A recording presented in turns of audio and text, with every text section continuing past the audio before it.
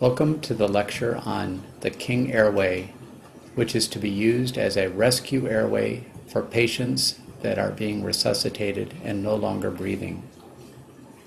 The King Airway works by having two balloons, one that occludes the esophagus, the other occludes the oropharynx. That way air is supplied to the area of the vocal cords. Both are inflated at the same time by the same site. Air holes between the two balloons ventilate the airway when the bag is used to push air into the tube. This picture demonstrates how the tube is down into the esophagus. The distal tube, or the one that is towards the tip, occludes the esophagus, while the proximal one, or the one behind the tongue, occludes the oropharynx. Air is then injected into the tube and goes between the two balloons into the airway. Here's the kit as it's supplied with the syringe, tube, and lubricant. That's the port for the air infusion. That's the proximal balloon and the distal balloon. In between the two are the air ports.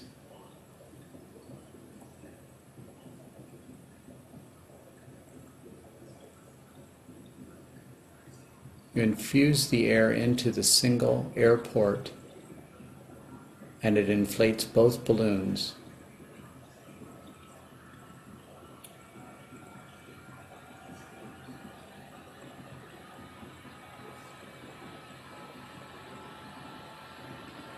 There are markings on the tube that indicate the depth of the tube into the patient's airway.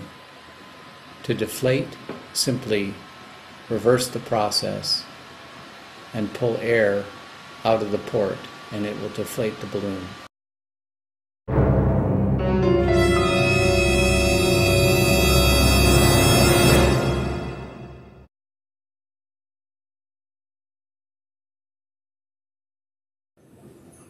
In selecting the correct tube size and inflation volume, look at the color of the tube tip.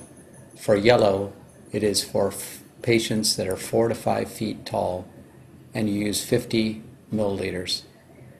For patients that are 5 to 6 feet tall, select the red tube and you infuse 60 milliliters of air.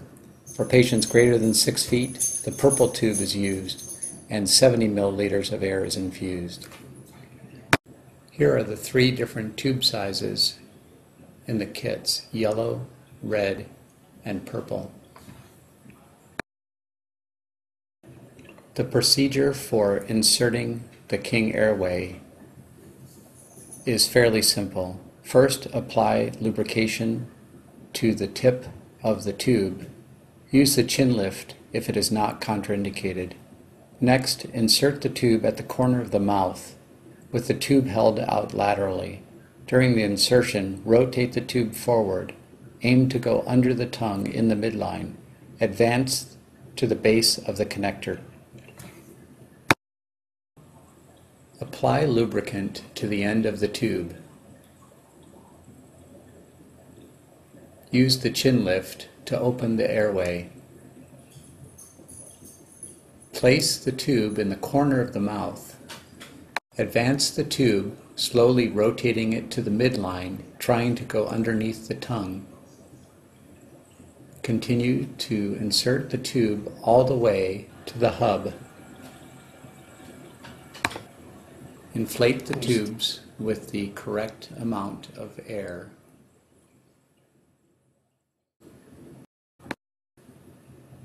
Monitor the patient carefully. Document the patient's status. Monitor the system for any air leaks and add air as needed. To remove the King Airway, it should only be done if the patient regains consciousness and is unable to tolerate the device. Suctioning should be ready to use.